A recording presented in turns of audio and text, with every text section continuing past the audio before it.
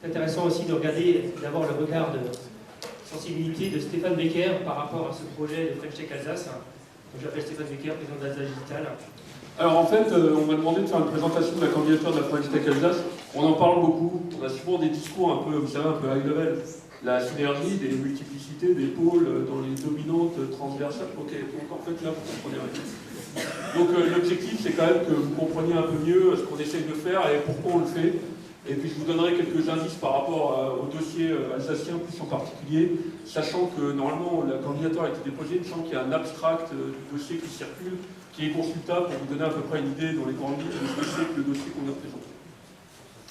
Alors, tout d'abord, on va commencer par enfoncer quelques portes ouvertes. Comme le disait Marc Andreessen, le logiciel est en train de manger le monde. Ça veut dire quoi? Ça veut dire qu'actuellement, le numérique, les facilités d'intermédiation du numérique sont en train de bouffer la trappe de l'environnement autour de vous. L'exemple qui est à l'écran, c'est assez simple. À une époque, on avait un système, ça s'appelait les taxis. On avait besoin de ça parce qu'on avait besoin de ce moyen d'intermédiation pour se déplacer.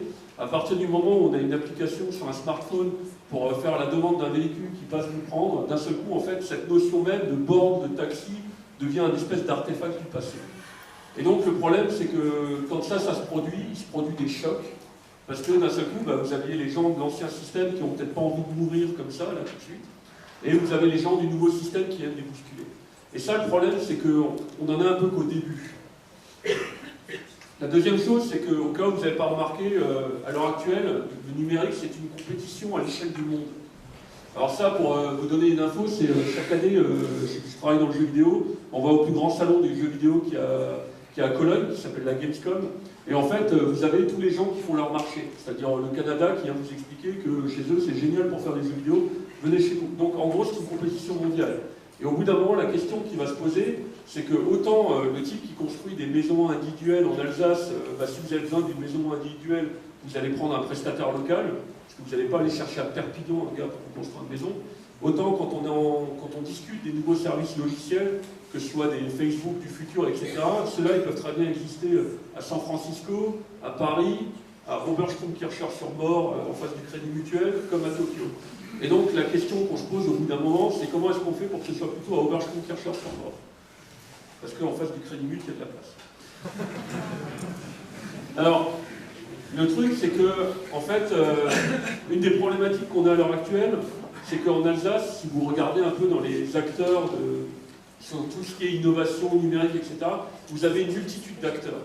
Vous avez énormément de gens qui œuvrent dans ce domaine et qui ne communiquent pas forcément entre eux. Vous avez par exemple les pôles de compétitivité, vous allez avoir les gens comme Renatic, les gens comme Alsace Digital, vous allez avoir, je ne sais pas, des Alsace Innovation, des Connectus, je pourrais vous faire la liste ad nauseam, mais ce n'était pas le but. Mais tout ça pour dire que finalement on a une multitude d'acteurs et qui ne travaillent pas forcément ensemble parce que souvent en fait on est dans des logiques de silos. C'est-à-dire les gens qui sont dans la maison, ils travaillent ensemble, les gens qui sont dans le numérique, ils travaillent ensemble, et les gens qui sont, je sais pas moi, dans la voiture, ils travaillent ensemble. Mais ils travaillent jamais rarement entre eux. Or, la problématique, c'est que jusqu'à présent, en fait, le numérique s'est en fait attaqué à ce qu'on appelle les low-hanging fruit, c'est-à-dire les pommes qui sont juste à portée de main. C'est-à-dire que si vous regardez le numérique historiquement, ça a révolutionné quoi? La musique, les films, etc. Pourquoi? Parce que c'était des milieux simples à attaquer. Une solution numérique simple suffisait. C'est-à-dire que n'importe quel, je vais faire de la publicité, n'importe quel étudiant qui sortait d'Epitech, il pouvait s'amuser à coder un service numérique qui allait révolutionner la musique. Il n'y avait pas franchement beaucoup de réflexion à avoir là-dessus. Si Thomas Cruzel est dans la salle, il passera mon chèque tout à l'heure pour avoir cité ce méthode. Et donc, voilà. Maintenant, le truc, c'est qu'on commence en fait à révolutionner des domaines qui sont de plus en plus éloignés justement de ces fruits qui étaient à portée de main. C'est-à-dire que quand vous commencez à révolutionner le transport, et tout, vous allez rentrer dans des domaines qui sont beaucoup plus complexes et qui vont nécessiter en fait de mélanger les gens. Par exemple, à l'heure actuelle, à Alsace Digital, on réfléchit pas mal à tout ce qui est la santé. Et la santé, c'est pas un étudiant en informatique qui vient d'être diplômé, qui peut s'improviser à révolutionner le monde de la santé, parce que c'est un monde qui est extrêmement codifié, qui est extrêmement vaste, qui est extrêmement complexe, avec des problématiques dont peut-être il n'a pas idée. Donc à partir du moment où on commence à attaquer des problématiques auxquelles vous n'êtes pas sensible, parce que vous n'êtes pas touché directement, ça fait que vous avez besoin de quelqu'un d'autre, de complémentaire pour vous aider là-dessus. Et donc vous avez besoin à un moment de croiser, de faire de la fertilisation croisée pour arriver à mélanger les idées.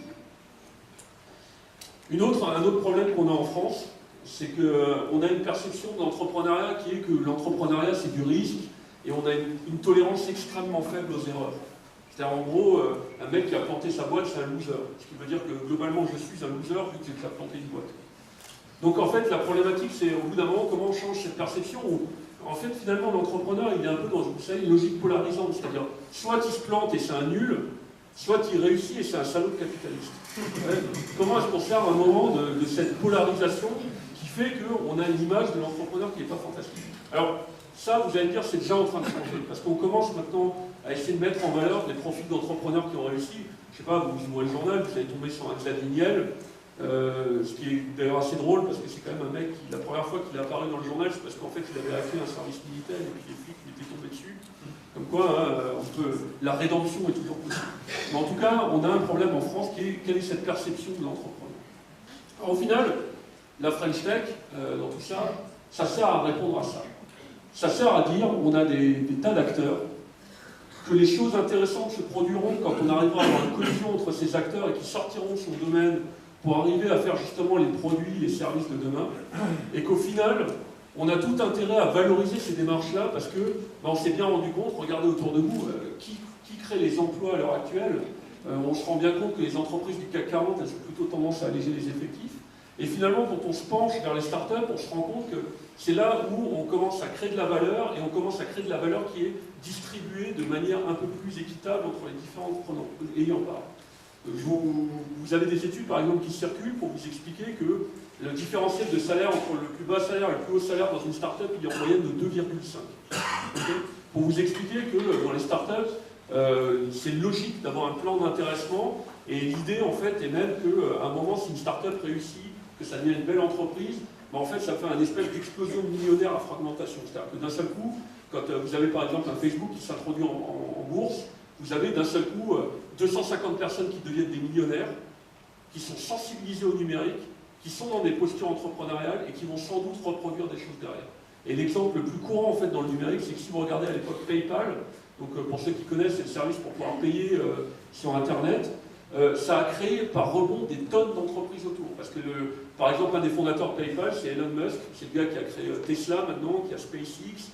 Vous avez Peter Thiel, qui est un des investisseurs aussi dans Facebook. Et vous vous rendez compte qu'il y a une espèce de création de sphère de prospérité autour. Et en fait, la French Tech, c'est ça. C'est d'arriver à un moment à se dire, on va prendre tous ces acteurs, on va les faire travailler ensemble, parce que les services de demain, on a besoin de mélanger tous ces gens-là. Et derrière, en plus, ça crée une richesse qui est mieux partagée. Et au final, ça crée de la prospérité à un moment. Et tout ça, on va le faire de manière visible pour qu'on puisse communiquer autour de ça et dire, regardez, en France, il se passe des trucs. La French Tech, en gros, c'est ça. C'est ça l'objectif qu'on essaie d'atteindre. Alors en Alsace, c'est simple, on est parti d'un constat qui est assez simple, qui est qu'on a des secteurs qui marchent très bien, où on a des champions industriels, etc. On se rend compte que souvent dans les entreprises, s'adapter à la révolution du numérique, vous savez, c'est compliqué. Parce que par essence, une entreprise, en fait, elle essaye d'optimiser le business model dans lequel elle est. C'est-à-dire que si vous regardez, je pense qu'il y a des tas d'entreprises, ils pensent, ok, comment on arrive à mieux produire, avec moins de déchets, comment on arrive à faire plus de marge sur nos produits, on va être dans une logique comme ça. Et le problème, c'est que souvent, les disruptions qui arrivent par le numérique, elles arrivent de manière latérale, on ne les voit pas dans le rétroviseur, on ne les voit pas devant soi, et d'un seul coup, on se les prend de côté. Et donc, l'idée, c'est de dire qu'à un moment, il y a des gros acteurs, il va falloir les rapprocher des petits acteurs qui, eux, sont justement sur du numérique très pointu et peuvent leur apporter en fait cette connaissance-là.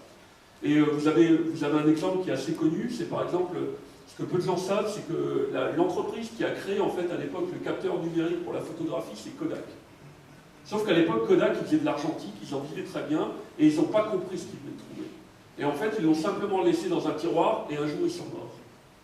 Et en fait, la question qu'on doit se poser maintenant, c'est qu'on a des fleurons industriels, et c'est à nous de faire que ça perdure. Parce que vous savez, j'ai croisé quelques Lorrains avant, moi je viens de Forbach. Et moi, quand j'étais gamin, on avait la mine, et quand vous discutiez avec les mineurs, pour eux, c'était un truc qui allait durer 1000 ans. Franchement, ils croyaient que ça allait durer 1000 ans. Et un jour, en fait, ils ont eu le réveil, et le réveil, il a été très compliqué. Et moi, je me souviens encore quand j'étais ado, j'étais dans le lycée qui était à côté de la sous-préfecture, qui devait avoir le plus gros budget porte de toute la France. Parce qu'en fait, toutes les 2 semaines, ça faisait démonter par une manif de mineurs. Je me souviens même une fois, ils ont même plastiqué la porte d'entrée de la sous-préfecture.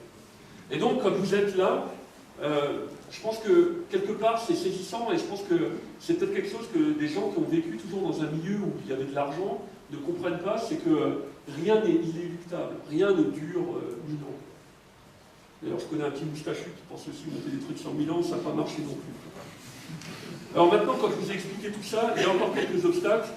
Et moi, en fait, l'idée ici, c'est de vous résumer un peu ces obstacles-là pour vous dire c'est quoi le challenge. Quand je vous explique les obstacles, c'est pas pour vous dire on est foutu, on n'y arrivera pas, ça va être compliqué. C'est pour vous dire ok, le truc qu'on a devant nous, c'est ça, et c'est ça ce qu'on va devoir attaquer. La première chose, c'est qu'on a un gros passé industriel dans la région, et c'est à la fois un avantage et un inconvénient. L'inconvénient, c'est que pendant longtemps, on a vu le numérique comme une activité de support en Alsace. C'est-à-dire, on pensait qu'on avait des usines, et puis quand on mettait du numérique, il y avait un ERP, et du coup, l'usine, elle tournait mieux. Voilà. Et on ne s'est jamais dit qu'à un moment, le numérique, c'est pas qu'une activité de support, mais c'est une activité qui transforme profondément l'entreprise. Maintenant, je pense que si vous discutez avec quelques-uns des gros industriels de la région, je le sais parce qu'on l'a fait, quand vous commencez à leur parler de l'impression 3D, je peux vous dire que les gens ils vous écoutent et même ils vous expliquent ce qu'ils font en interne. Où ils se disent effectivement, l'impression 3D, c'est pas juste on va faire les choses un peu différemment. L'impression 3D, c'est la redéfinition profonde de la façon de fonctionner de l'industrie. Et vous avez des tonnes d'exemples, je vais vous en citer juste un. Vous avez une très belle start-up qui fait de l'impression 3D en Alsace qui s'appelle BIM, qui fait surtout des pièces pour l'aéronautique. Et en fait, il nous expliquait qu'il a un de ses clients qui s'est mis à l'impression 3D, pas parce qu'il peut simplement faire des pièces à la demande ou quoi, mais c'est parce qu'en fait c'est une société russe, et qu'à l'époque il fallait qu'ils utilisent des blocs de titane de 300 kg, ce qui est quasiment très difficile à trouver sur le marché, et que d'un seul coup, avec l'impression 3D, il pouvait utiliser de la poudre de titane qui était très facilement accessible. De la même manière, il disait, ouais, le truc suivant, c'est qu'avant, en fait, quand on commandait une pièce pour faire la maintenance sur les avions, souvent c'était bloqué à la douane et il fallait qu'on trouve le douanier qu'on devait arroser pour qu'il nous dédouane la pièce. Et là, d'un seul coup, maintenant, on a le fichier qui arrive numériquement par Internet, on produit la pièce à la demande et ça nous permet de contourner tout ça. Donc, dites-vous bien que les disruptions, elles sont beaucoup plus profondes que ce qu'on peut penser de prime abord. Redonnons maintenant le contrôle de votre appareil de télévision jusqu'à la prochaine émission de... Lucien